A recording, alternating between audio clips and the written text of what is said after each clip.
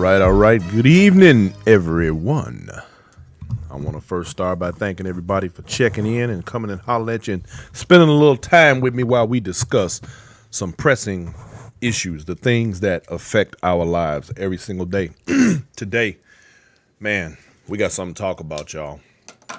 And it is apparently something that is it is an issue. It's been an issue in our community. And I want to address it because it's something that I believe is going to come up, and it's going to be something that's going to be an issue moving forward. So with that said, y'all stand with me for just a second. Let's get this thing started.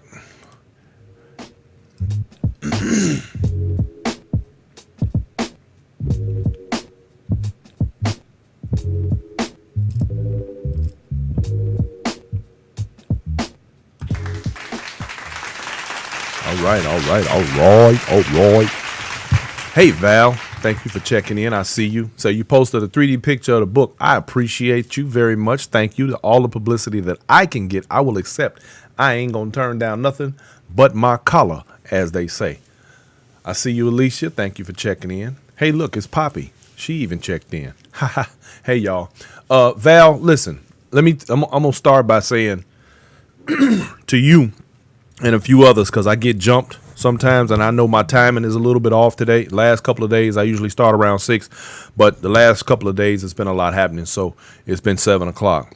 One of these days, I'm going to set a regular time, and then that way, we'll always be able to get together at the same time every day.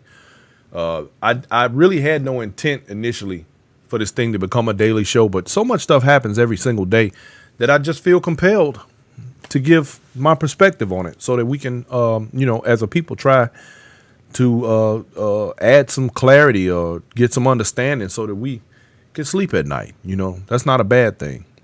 Sometimes I'm going to say things that's going to make you real uncomfortable. And, that's necessary because comfort never got us anywhere. The more comfortable we are, the less we tend to do in the way of making things better for us and those around us. So, check this out. Here's the deal, y'all. Today we're gonna talk about human trafficking, and there's a couple of reasons why I want to talk about human trafficking today. One of them is that apparently a situation has taken place in Milwaukee, up there in Wisconsin, and the way this thing reads and the way this thing plays out, it deals with. It's going to carry over into some other stuff that we're dealing with across the board, and you'll see how I tie that together here in just a minute.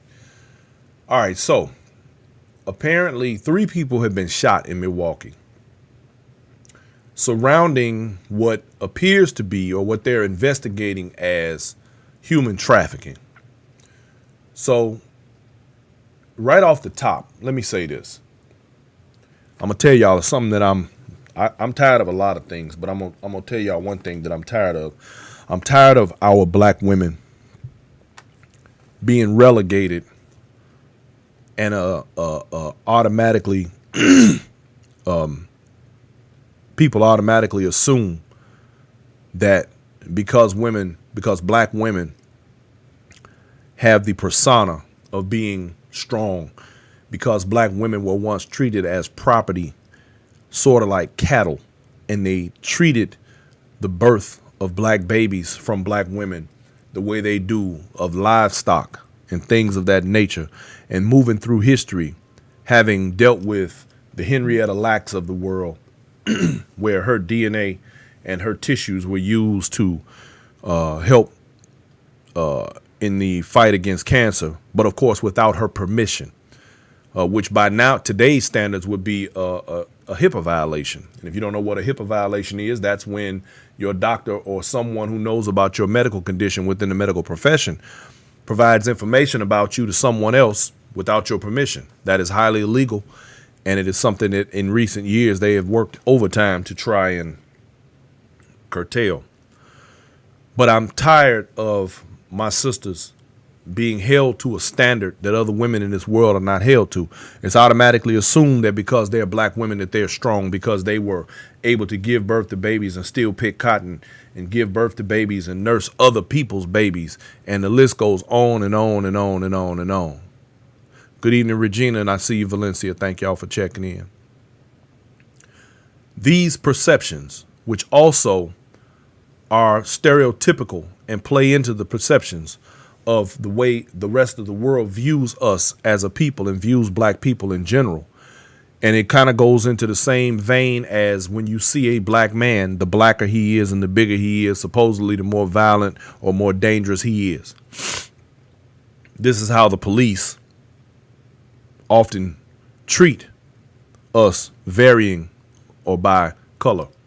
This is how we deal with or had dealt with during slavery the way many were treated on the plantation. You had your light-skinned and fair-complected house Negroes, and you had your dark, in the field, buck Negroes, and so on.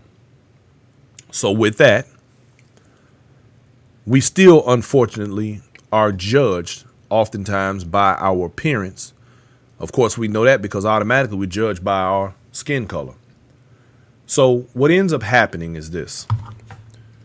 And the reason I said all of that, and I know it can get redundant, but there's a reason why I'm saying this. Not only because it's not fair, not only because it's not the way that we should be treated, but specifically because, as an example, in this Milwaukee case, there were 2 missing girls in this particular story. And I say that because there are lots of missing girls around the world, around the country in particular, from lesser income neighborhoods. And now because of that, what bothers me is that, for example, we have Amber Alerts that go out. I know everybody here has gotten one of those Amber Alerts where in the middle of the night your phone is beeping and howling and making all kinds of noise and keeping you woke. And it's because some child has come up missing. Now, what bothers me is that we have so many young black women that are missing around this country. And there's no real priority ever put on those missing girls. They always make the assumption, oh, they just ran away. Oh, well, she's probably at a friend. She probably with her boyfriend. Or they say things like that, which is an assumption based upon the fact that they're black and in a lower income community and they're treated as such because they don't have the resources to fight for themselves or others in the community to fight for them the way that others do. So in this case, in Milwaukee, apparently there were 2 girls who came up missing. Now, these 2 girls, I'm not sure how long they had been gone, but apparently the parents had gone to the police and filed a report and wanted to do to find these girls because, of course, they were missing. But the police said that they were not of high priority. Now, I want to know what's required in order for a child to be considered high priority.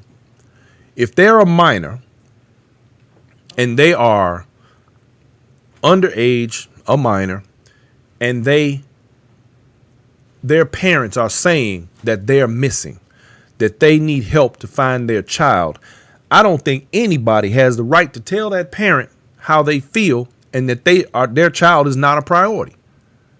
Where did this come from? Who makes that decision? That's nonsense. Well, one of the mothers was lucky enough to be able to track her daughter's cell phone to a house in Milwaukee. In tracking her phone, now let me stop right here and just say this is a developing story, by the way. This is just happening literally today. So there, I'm sure, will be more details to come out as time goes on. I'm working with the information that I have available to me now. I am lucky enough to have information fed to me by one of my never mind. Anyway, thank you, Phyllis Harris. I'm getting used to the new do. We'll see how that goes. Keith, I appreciate it, brother. Thank you for letting me know that at least I hope I'm headed in the right direction. I want to know who decides whose child is worth looking for and whose is not. I don't think they have that kind of ability. I'm sorry. I wish somebody would tell me your child is not a priority. Anyway, this child's mother was able to track this girl's phone to a house. Well, apparently they called the police. And from what I understand, it took the police many hours to respond to this call. In the midst of the police not responding to this call, and when I say many hours, I was told 10 to be exact. It took 10 hours before the police showed up to this residence where this woman's child was supposed to be being held against her will. So a bunch of people began to gather, and a bunch of people decided that we're not going to wait for the police anymore. So they stormed the house. In storming the house, it turns out that the person inside, person or persons, I'm not sure which yet.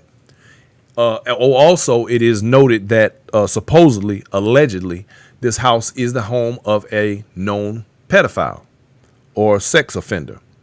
So apparently, this crowd got tired. Let me stop right here. Melanie DeBro, she says, my cousin, 20 years old, has been missing since 2015. This child was definitely not a runaway. CPD and other agencies put her picture and information on ComEd bills and more for the first year. We have a lot of missing black women. So the crowd outside this house that finally formed, because apparently I guess the mother got on the phone and she made some phone calls and some people showed up. They go to storm the house. In storming the house, it turns out that the person or persons inside, and again, this allegedly was the home of a sex offender of some kind, began to shoot. And two teenagers, two 14-year-olds, a boy and a girl, were shot in this process. Not life-threatening, but shot. And when the shots were fired, finally, it took shots fired now. The police decided to show up. So the police show up, and of course, people are mad. They're very angry because they don't think that they should have to wait that long.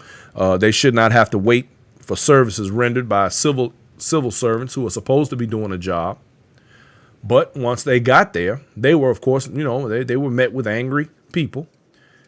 The police went into the house and arrested the individuals inside the home and carted them off to jail. Well, in the meantime, there was supposed to be an investigation because they said they found some shorts and bloody area and some other stuff. Well, again, this is a developing story. I do not have all the details. I only have what I'm telling you. So apparently these girls were not found in the location. In the meantime, the people who were there were angry enough that they began to get at the police about the investigation because they didn't feel like they were doing enough and they weren't doing anything soon enough.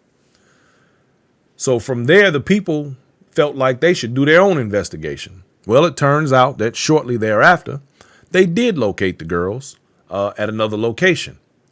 And it is believed that the girls had been involved or forcibly involved in sex trafficking. In the meantime, the people at the other location where the house was were very pissed off, so they destroyed the car in the driveway and set the house on fire. So after exacting what we would probably refer to as vigilante justice, the girls were found, and I'm not sure exactly what is taking place now, except that the police did have to come out in riot gear to fight off the crowd. Now, the funny thing is,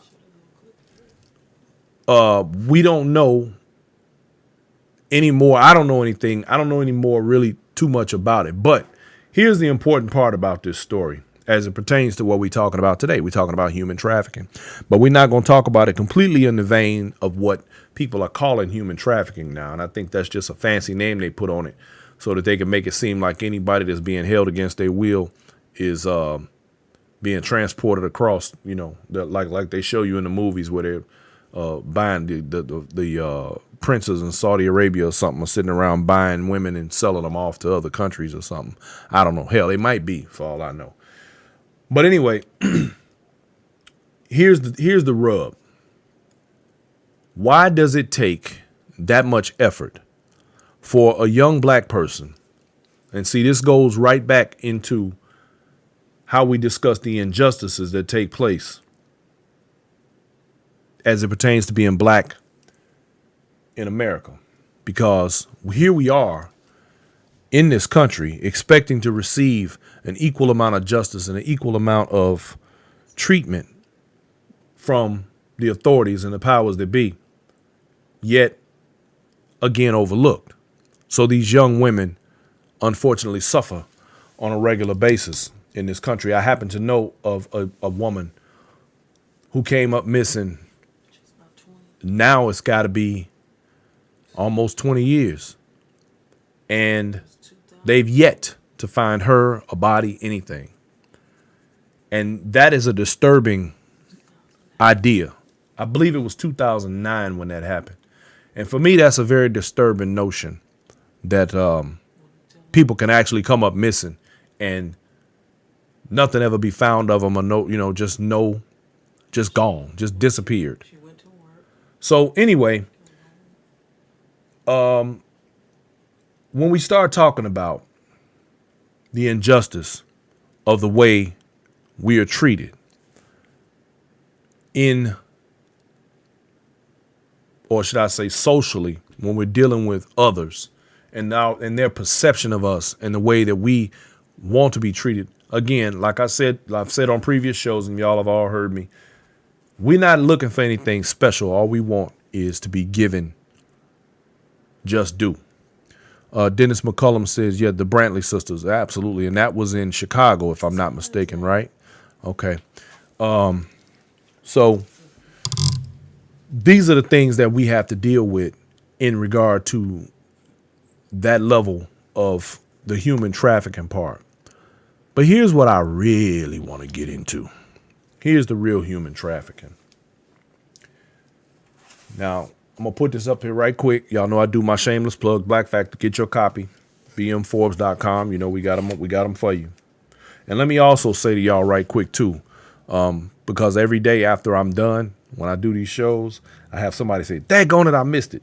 I'm going to tell y'all right now, hit your alert button, hit your subscribe button, subscribe to my YouTube channel, go on Twitch, whatever you got to do, and make sure that you are on there so that when I go on, it'll pop up on your phone or whatever, and you'll know that I'm there. But let's look at this. When we start talking about human trafficking, I'm going to start with this bit of information. In America, we have the highest prison population of any country on the planet. We, in fact, have more prisoners in our prison system than multiple countries combined. We have half of the world's prison population, which is about 9 million. That's 724 people for every 100,000 people in this country. Okay. I need y'all to understand that this country, we go around talking to other countries about their human rights violations. Yet we constantly incarcerate people in this country for little to nothing. Now, what do I mean by that? And why is that? The better question is why. Well, there are 3 companies out here. One is called Avalon Correctional Services, Core Civic, and the other one is called Geo. All 3 of these are publicly traded companies which are all prison corporations. What does that mean? That means that there are people who pay a lot of money to invest in these companies. These companies make their money off of prisons and the prison population. In other words, that is a form of human trafficking, because we already know that they need a certain bed count, a certain amount of people within the population of that prison in order for that to be a profitable business. And if anybody here knows anything about corporate America, we all know that when you don't make profits, you don't make money. So why is this so profitable? Well, if you trickle down the idea that incarcerating bodies for any and everything that you can will, of course, fill those beds. So you want to fill those beds, you figure out how these people are going to end up in these prisons. Now, you got to remember something. The whole prison populace has always been a science, especially since black folks make up a large amount of those in the prison system. Now, I'm going to refer to the black factor right here. Okay. Clearly, there's a complex systematic method by which to promote industry. The system provides free labor and at the same time disenfranchises an entire population of people, particularly young black people, who make up the majority of the population inside any given prison anywhere in America, the same as slavery. The black code structure is almost identical to slavery. It started shortly after slavery, following the Emancipation Proclamation, as it was called. Now, the reason I'm bringing this up is because I'm getting ready to show you how black men have been railroaded into the prison system from day one. The practice of finding any and all reasons to incarcerate a black man is not a new phenomenon, and is part of the conditioning we have come to accept as being business as usual. They called it the Black Code. The Black Codes were laws in the United States after the Civil War with the effect of limiting the basic human rights and civil liberties of blacks and maintaining white supremacy. This practice was used to keep black people, or what they called freedmen, enslaved. Now that slavery has been outlawed by the federal government, or should I say abolished, white Southern plantation owners and politicians needed a way to continue farming their land. See, always follow the money. Back to the money. Without the free labor of slavery, it was nearly impossible, so whites became very creative. Mississippi and South Carolina were the first to enact new laws. Before the Emancipation Proclamation, these laws were enforced by white slave catchers known as paddy rollers, who monitored and enforced discipline on black slaves, which eventually evolved into what are America's police forces today. Now, if y'all remember, we talked about that one before on previous shows, where we talked about specifically how our police departments and sheriff departments came to be, and they are a byproduct of slave catchers. Okay, so if you think that these prison systems and everything, that the way they're set up today are by happenstance, it's all by design. Okay, they had a law called the Apprentice Law, and it stated that all freedmen under 18 years who were orphans or financially unsupported by their parents shall be forcibly apprenticed. They calling it apprentice like they was going to teach them something, but we all know what they was going to do. They weren't going to do them, put them to work and make them pick cotton, sugar cane, and tobacco. If an apprentice escapes, how you going to escape being an apprentice, right? That's funny. If he escapes and is caught, master may reclaim him. Master, I thought there weren't no more slavery. Apprentice faces imprisonment if he or she refuses to comply. Employers legally allowed to punish freedmen in any way a parent or guardian might their own child or ward. We know what that means. That's an ass whooping. Apprentice shall be indentured until 21 years of age if male and 18 if female. This is the equivalent of child labor today. The civil rights of freedmen were as follows. Freedmen are forbidden to marry any white person upon penalty of life imprisonment. You get life if you marry a white person. A reward offered to any person who catches a freedman who quits their employee's service prior to official termination. Penalty up to $200 for any white man who employs and or aids a runaway freedman. Now see, this right here shows you that there was no difference between slavery and the way the prison system was developing during that time. Vagrancy law stated that all freedmen over the age of 18 who do not have written proof of employment at the beginning of each year are considered vagrants. All vagrants shall be fined up to $50 and jailed up to 10 days. If a freedman cannot pay the fine, he shall be hired out to any white man who will pay it for him, with the amount deducted from his wages. Freedmen between 18 and 60 will pay a tax up to $1 per year toward the freedman's pauper fund. If a freedman could not pay his tax, he was considered a vagrant and would be hired out to any white man who will pay it for him. And this is slavery incarnate. The Penal Code stated that it is illegal for freedmen to carry firearms. It is illegal for freedmen to sell liquor, participate in riots, use insulting languages or gestures, or preach the gospel without a license. Freedmen are liable for fines for the above, and if a freedman refuses to pay, he will be hired out to any white man who will pay it for him. These laws varied from state to state. For example, in South Carolina, the law prohibited any blacks from holding any jobs other than servant or farmer. Otherwise, they would have to pay a tax of $10 to $100 to be anything else. If you were a blacksmith or a carpenter, you had to pay that tax. Now, y'all think about that. You know what that's called? You know what they call that? They call that the black tax. Now, these were the vagrancy laws. Moving forward from the vagrancy laws, we then had Jim Crow, which was a follow-up to vagrancy laws.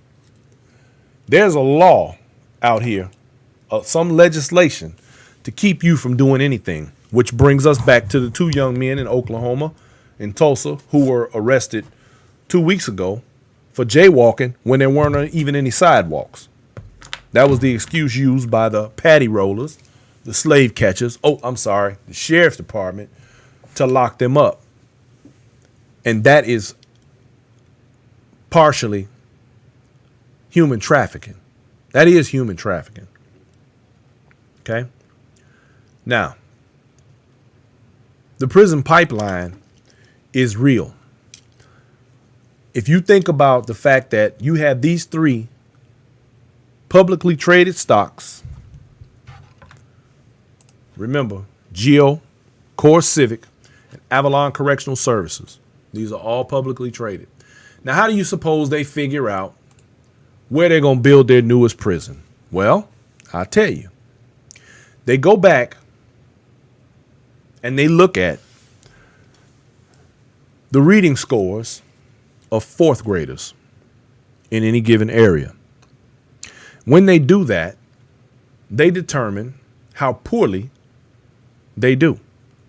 And we all know that because of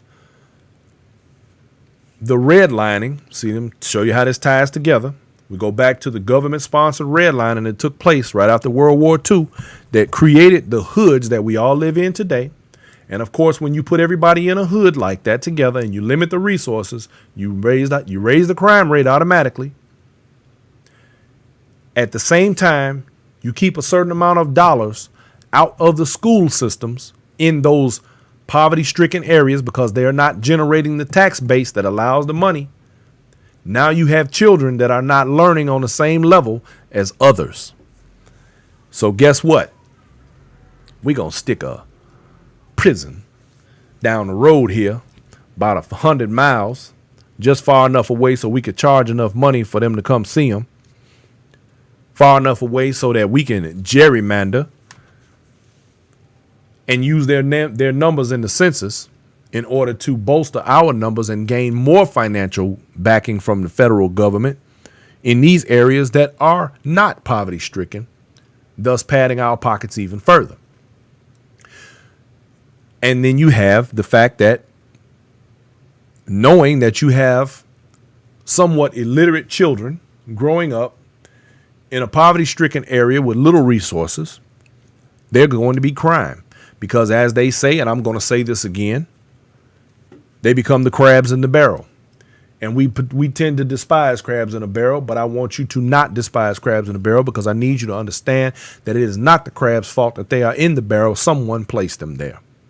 Our federal government has helped to place many of the crabs in that barrel. You cannot fault a crab for trying to get out of a place that he doesn't belong. So, the prison industrial complex grows. So they figure out, so by the time this fourth grade kid gets to be out of high school, or better yet, never finishes high school because he's going to drop out. Once he drops out of school, he's going to start a life of crime. And then right after that, we'll have him in the system before he ever hits 18. So, yep, let's see. Half the class can't read. Yeah, we probably going, how many schools in this area? Yeah, we're going to probably need a prison around here. The average prison holds a few hundred inmates. Some 1,000 or so. Yep, let's put one right here. We'll have the bed count. We can start construction in 2 years. Let's see. They're in the fourth grade. What they, 10, 11? I don't know what the age is no more. They're in the fourth grade, so you figure, by the time they 15, that's 4 or 5 years. That give us enough time to break ground and start construction. Get everything in place. So as soon as they start cutting up sideways, and then their older brothers going to be cutting up anyway. So we'll get them. Not to mention the fact that you have judges that are also helping to railroad these students and these children into the system.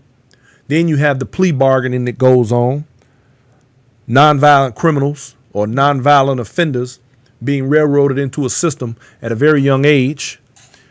See, it's no longer rehabilitation. They used to talk about, when you talked about jails and prisons, they talked about rehabilitation. Now it's nothing more than incarceration. And in fact, now they're using you as a commodity. You are now being used as a worker bee, slave. 13th Amendment. Read it. Slavery is abolished except for a person who is incarcerated because of a crime. And I'm paraphrasing, but that's the law. So now guess what? You've just become a slave. You ask a black person right now walking down the street, if slavery was a thing right now, could you do it? Could you be a slave if that was the law and they told you you had to be a slave? Would you be a slave? Could you handle it? Hell no, I ain't gonna be no slave. Same cat will run right out of here and do something stupid that's gonna get them locked up. So guess what that means? Your ass is a slave. Because they're gonna have you in there making eyeglasses, sewing up garments, and the list of things where industry is concerned go on within the prison system. Y'all may not know this. Some of you do, some of you don't.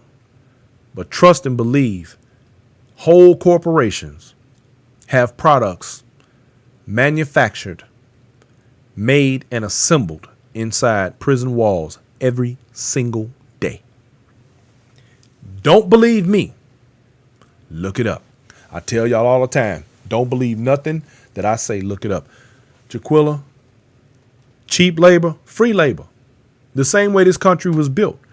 Now let's remember, you got to remember what this country was founded on. This country was founded on free labor, violence, and religion. And of course, white supremacy. Yes, Regina Lens crafters. I believe that's one of them. And I'm gonna show you how cold they are. I have a relative who literally was in there making glasses, can grind you a set of lenses for your glasses, knows the prescriptions and the whole 9 yards. Learned that in prison and did it for years. Here's the funny part. There's a test that prisoners can take in there that will allow them to come out of prison and get a job doing the same thing that they were doing while they were locked up. But ask me why none of them can ever pass that test. They're good enough. See, I'm going to tell you why, because it's rigged. They're all good enough to make these glasses while they're there. But in order to come out here to the world and do the same job, no difference, probably with better equipment, now all of a sudden they ain't good enough. See, that's the same way they did the slaves. When the Emancipation Proclamation took place and they released the slaves, let's keep it 100. You got the best carpenters, the best blacksmiths, the best housekeepers, and the list goes on because you already know Master wasn't having it no other way. You had to be good at what you did. Your life depended on it. But the funny thing is, as soon as they got out of there, suddenly they wasn't good enough. Imagine that. They was good enough when they was doing it for free, but now when they want to get paid for doing it, they ain't good enough. There's the parallel. Linda, yes, Victoria's Secret was one. Absolutely. Thank you for that. So, I mean, what are we talking about? We're talking about human trafficking, real human trafficking. Always follow the money. See, to me, these are human rights violations in my mind. You know, when we talk about, we was talking about just a minute ago, we was talking about the way these police came to this scene and were attacked. I want to take this back to another thing right quick. You know what? Also, let's not forget, too, that a lot of these police and judges, police in particular, they have quotas. They won't admit to it, but that ought to be another part of police reform. These quotas need to stop. Without the quotas, you don't have the judges trying to railroad, and it stops a lot of this pipeline that's going on with these people being railroaded into this prison system. It's not cool. All right, so look, here's the thing. When we talk about the human trafficking part, right, and we talk about how the police showed up at this house because finally the people took the law into their own hands. Now, this is a double-edged sword. And why do I say that? Why? Because on today, it appears that is it McLean's? Mc something. Them people in Brunswick, Georgia, that killed Ahmaud Arbery. Today, they were officially indicted. Okay. And they did essentially the same thing as what these people did in Milwaukee to find these children. They took the law, more or less, into their own hands, which is the same thing those people did. However, in this case, in Milwaukee, nobody died. And I know it's apples and oranges. However, since we've had such a rash of officers who have decided to walk off the job because they don't feel like they're being treated fairly and they want to operate their protection racket as if to say that if you don't let us go around beating up black people and violating people's rights, we don't want to work no more, because that's what it amounts to. So now people have decided that we're going to handle our business on our own. We don't need the police. So they went over there to that house, found them girls, and started raising hell. Now, they did get shot at, but, I mean, hell, they lucky they didn't get shot back at. I digress. Anyway, we got Stretch Alex on the line. He said he want to know where the warden is. Warden? Right here. Warden says she right here. I have the list of companies. He said he wanted daddy records. I have 49. Get his daddy records together. I got 49 companies. So the thing is, when people start talking about taking the law into their hands because the police will not behave the way that they should, this is no different than the way things used to be back in the day anyway. I mean, hell, you had counties where it was only one or two sheriffs and people did not play no games. Right here in Texas, we got a saying. If you ever drive through Texas, y'all, when you hit the highway, as soon as you come into the state, I don't care which way you come, you're going to see a bunch of signs that say, don't mess with Texas. They're not playing. They mean that. Trust me when I tell you, they mean it. But one of the sayings about Texas that you'll hear people say is that we don't call police. It's true. There are people who will call police, but I think, my personal opinion, see, here's the problem. They make it like you cannot defend yourself without breaking the law, which is one of the reasons why I'm glad Texas is the way it is, because Texas really doesn't play that game. There are other states, though, that I have lived in where if you attempt to defend yourself without calling the police, then all of a sudden you become the criminal. So, and the villain becomes the victim. Where have we heard that before? So,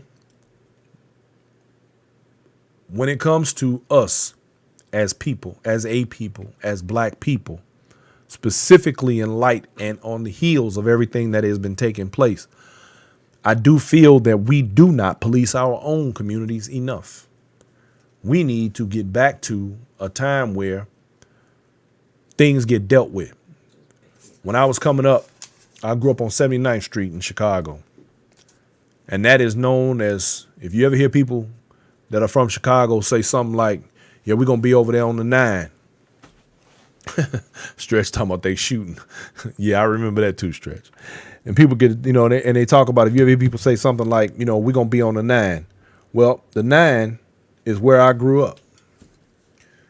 And the 9, as tough as it always was, at 79th Street, from what we used to say from Lake Show to Cicero, on this street, there was a time where the men in the community ran things. You didn't just run rampant through there and do whatever you want. Because if you did, you was going to have to answer to somebody. Those days are gone, unfortunately. And now we have given the police so much power over us and over our society that they now run roughshod over everything and have the attitude that they run the streets, to the degree that they have gotten away with brutality and injustice for so long that now it's a little painful for them to have to turn it loose. There has to come a time where men in the communities return to the communities, don't set themselves up for the failures of the penitentiary, and begin to take care of and nurture the families in the community and make sure that the community is safe, even from those supposedly good officers. The ones who stand by and watch their partners beat the hell out of somebody while they handcuffed, those officers. There has to come a time where the community returns to, and let me stop, because look, I want y'all to understand, I'm not one of those people that's on that whole, I'll be glad when we get back to the good old days. The good old days ain't never coming back. But we do have an opportunity to bring better days by gaining control and knowledge of self and in our families and in our communities and making things better. All the stuff that's going on out there in them streets don't have to be going on. Over the last couple of days, I have seen countless threads and conversations on social media, Twitter and Facebook and everywhere, where they're talking about the children who were killed this week in Chicago. My heart and prayers go out to those families. But you can get on Facebook and rant and rave about it all day. But who's getting out in them streets and finding out who the ones that actually did it? Who's getting out? Because the police ain't looking. They don't care. Who's the people that know who these assailants are? Because somebody knows. Somebody knows who it is. Everybody running around here talking about, oh, don't snitch, no snitch, no snitch, no snitch my ass. Turn them some bitches in and stop playing. The very people, I'm going to tell y'all something funny, and because I've seen this with my own eyes. I saw somebody put up a thread a long time ago, and it said that if your child or you knew that your child was involved in a shooting and somebody got killed, but your child's name didn't come up, or the police wasn't looking for him yet, would you turn them in, or what would you do?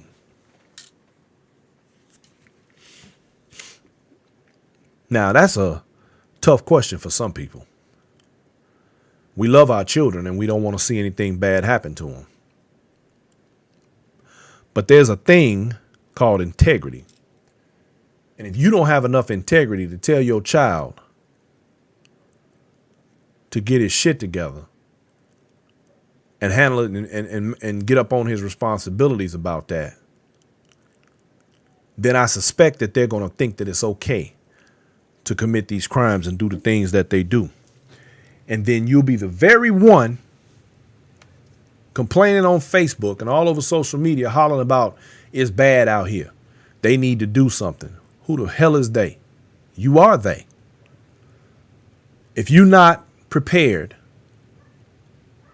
to deal with the realities of what's taking place coming out of your own house, why do you think for 1 second that anything is going to get better or anything different is going to happen? It's a necessity. Nobody wants to roll on their kid. Nobody want to give their child, turn them into the system. But at the end of the day, if you're going to turn a blind eye or you're going to ignore the fact that you are a part of the problem and not a part of the solution, what makes anybody think that it's going to get better? It's not. It's only going to get worse. Sadly, a lot of people with the most to say are usually the ones with the least amount of information and the least amount of will to make a difference. Because I say stop with the armchair complaining. Get your ass up, go outside, band together with your neighbors, and get it figured out. Figure it out. I ain't saying you got to go kill nobody. I'm just saying figure out what happened. Clean up your own neighborhood. Clean up your own community. Chicago got churches every third storefront and on 2 corners. When I start seeing them congregations get together and get out there, because trust me, the good people of Chicago far outnumber the criminal element.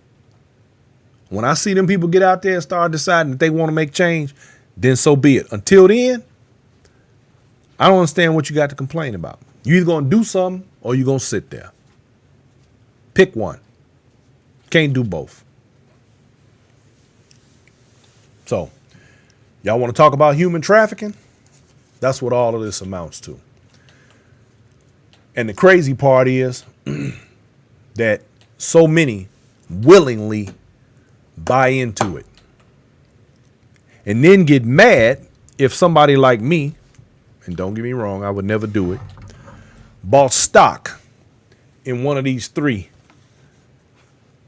publicly traded companies that deal in prison populations, that allow the judges to railroad and sentence to those prisons, that are held up by police quotas that say, I need this many arrests, I need this many guns, I need this much drugs.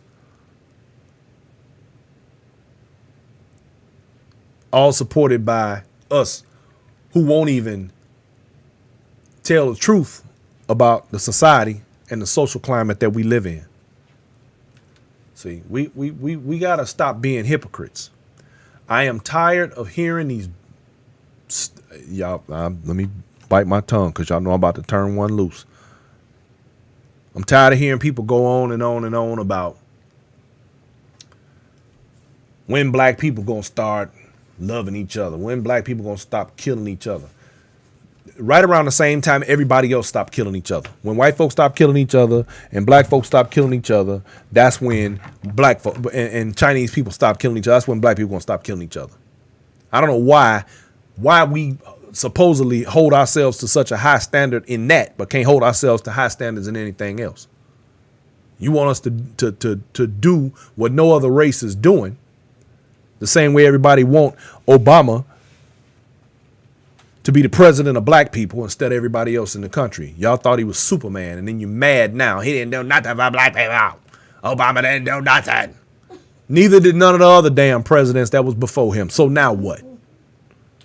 Stop being a hypocrite. You always want to hold everybody to a standard that you ain't willing to live up to yourself. Stop it. Just like I hear people, black folks don't understand how bad they do themselves. Run around here hollering about, I'm not doing business with no black people. They can't never blah, blah, blah. But you ain't going to say that to the same white person that treats you bad at they store. You'll go right back over there and spend money with them again. You'll let them Asian people follow you around their store in your neighborhood. And you'll keep spending money with them every single week. Won't open your mouth or say a word. But you'll turn right around and criticize a black person because they didn't give you a discount. And trust me, I've had it happen. I've had black folks believe for some reason, because I'm black, that I'm supposed to lose money so they can be satisfied and do them a favor. Or they doing me a favor because they shopping with me. Stop the hypocrisy. Just stop it, y'all. Start thinking about the things that you're saying and what you're doing before you do it, because you hurting everybody. You're not. I swear, if for some reason we could understand the amount of damage that we do to each other every single day, I don't know if it would stop or not, but I just wish people would operate from different perspectives instead of thinking that what they want is all that matters. There's something wrong with that thinking. We got to pull it together, y'all. See, but all of this is part of conditioning. It's part of the social conditioning. We're real quick to point fingers at one another and talk about what we ain't doing. Every time you open your mouth and you say black people don't love black people, what about black people not killing black people? Every time you do that, all you doing is creating a conversation that continues to divide us as a people. I know you think you saying something profound. I know you think you sound smart. It looks good on paper. And we need to start, black people need to stop killing. But you sound just like them white folks. You don't hear them white folks going around talking about what about white on white crime? Only black people. So quick to just latch on to whatever them people tell you to latch on to and to feel however they tell you need to feel and what you need to be mad about. You can't even figure out what you need to be mad about on your own. That's how conditioned and brainwashed so many of y'all are. Wake up. Please wake up. Think about what you're saying.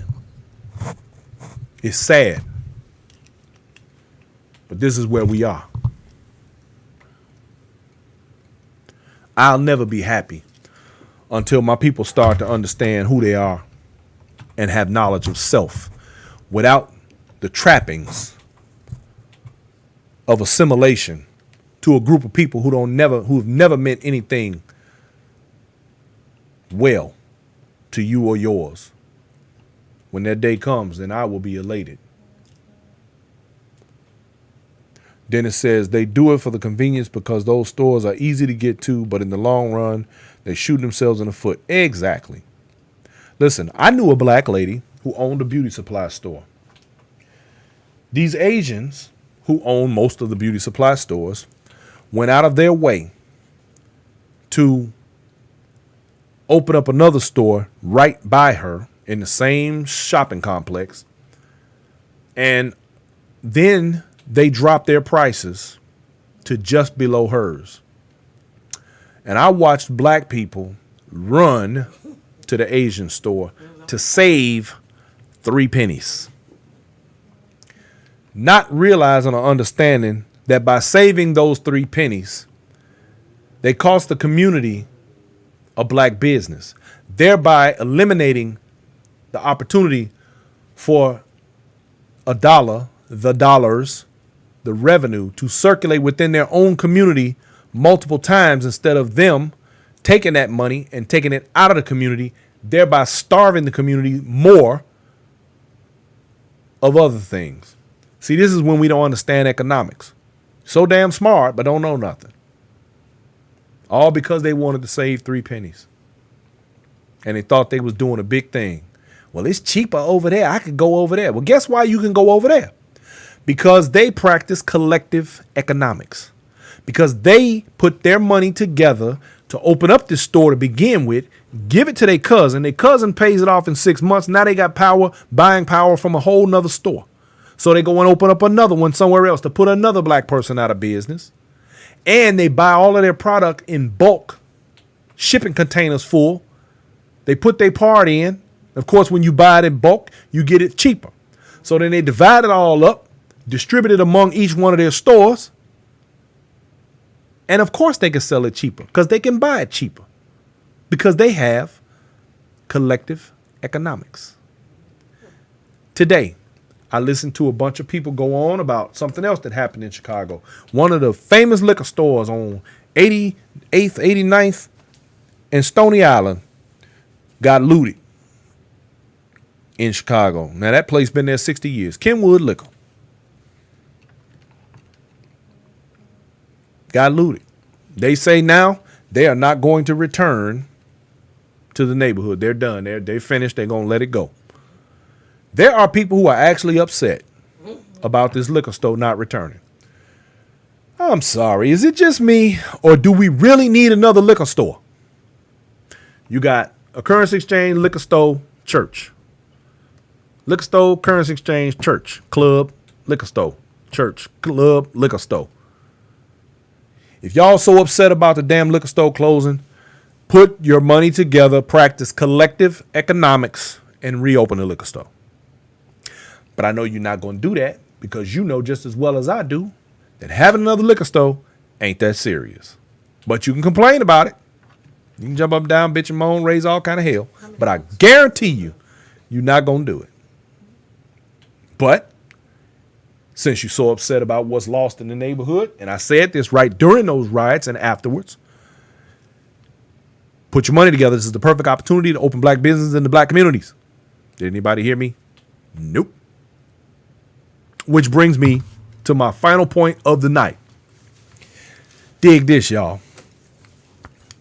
Remember several shows ago, while all this rioting was going on,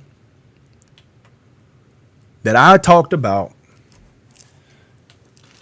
rioters, looters, and protesters. And I had it all laid out. Let me see if I can find my notes. I keep all my notes, y'all. And I talked about the differences between the 3 of them. Well, it turns out that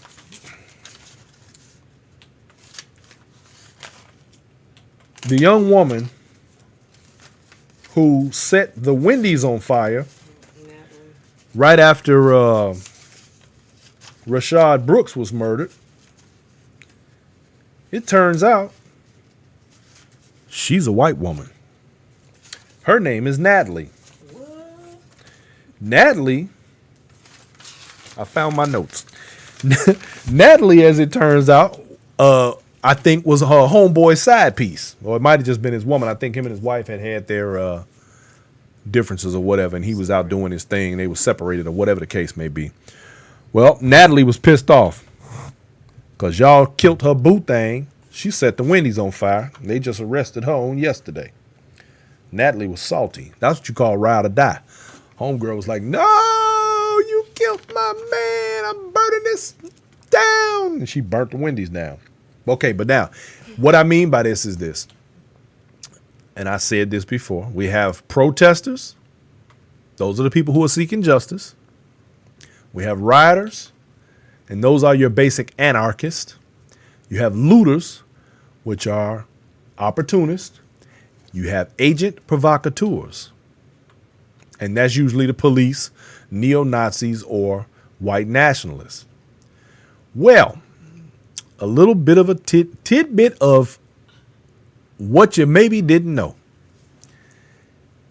Remember when the Minneapolis police kept saying that a lot of the people that were doing all the damage were from out of town? Well, they have now connected most of the damage, or people doing the damage, to white supremacist groups. In other words, you had agent provocateurs, which I did talk about at length, in the crowds. So they weren't there to promote the Black Lives Matter agenda.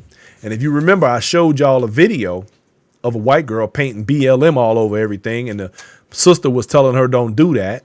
And she was like, hey, it's okay, I can do this. And she's a white girl spraying Black Lives Matter all over everything.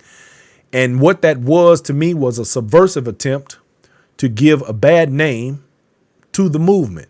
They want to do everything in their power to do the most ridiculous things possible to make the movement look like it is some sort of a subversive group, like the Panthers was considered, for no reason whatsoever, because we all know that the Black Panthers are the ones who created the breakfast program in the schools and did many other things to protect their community. But those agent provocateurs always manage to infiltrate movements such as this and create the chaos necessary in order to bring government officials and the law down on those who would have justice. So the agent provocateurs, as it turns out, many of whom were arrested and caught on camera destroying and doing things of this nature, have been tied to white nationalist organizations. So there you have it. I was right again. Agent provocateurs in the ranks. The rioters and anarchists posing as so-called protesters. But we know better. We knew better then. We know better now. Now we know for sure because they have admitted it. So there you have it. So human trafficking, y'all. Let's give some thought to these things and let's be mindful of our surroundings. Keep your eyes open. The more time goes on, the more I am inclined to encourage more people exercise their Second Amendment. Get your gun cards, your FOID for you Illinois folks, your CCW, your concealed carry. Put things where you need them to be put. Mr. Price, I see you, Kirk Price. This is the NASCAR official. My man, 50 grand. I'm going to keep on talking about you, brother. That took a stand out there with Bubba Wallace. You got down on one knee, man, and you held it down for the people of this country, and we appreciate you and we love you for that.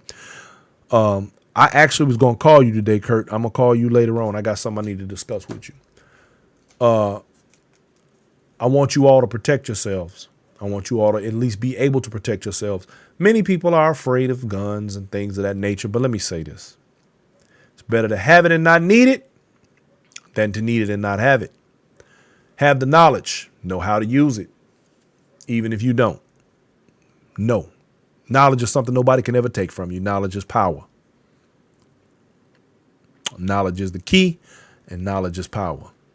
You can attribute those two titles to the artist they call Whack, Kevin A. Williams, who created those two illustrious and legendary pieces of art. Look them up. Knowledge is power. Knowledge is the key. Protect yourselves, people, not just with your firearms. Don't forget to wear your mask. Coronavirus is on the uptick. It is surging once again, and we are in the hot spot. We in the hot seat down here in Texas. And let's guess what? I'm protecting me and mine. I'm not finna catch the cooties. Y'all can catch the cooties if you want to. I don't want the cooties. I'm going to stay right here where I'm at. Protect yourselves, y'all. There are a lot of people who still don't believe fat meat greasy. They don't think this thing exists. They think it's a joke. I'm going to refer you back to an episode of this show from about a week or two ago. And if you look for the title, it says, "Is coronavirus real?"